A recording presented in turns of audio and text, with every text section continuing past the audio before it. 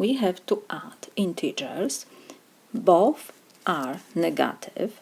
When we have 2 or 3 or 5, doesn't matter how many, negative integers, we have to copy negative sign and just add the numbers. So we have to add 21 and 29.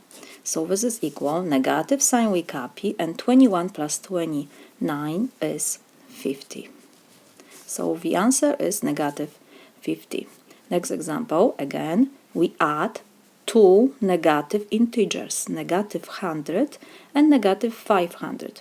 How we do this? Both are negative, so we copy negative sign and we have to only add numbers 100 plus 500. So this is equal, negative sign we copy, 100 plus 500 is 600.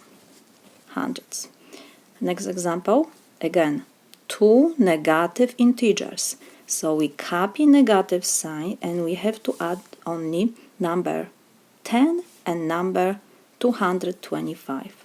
So 10 plus 225. So this is equal, negative sign we have to rewrite, and 10 plus 225 is 235.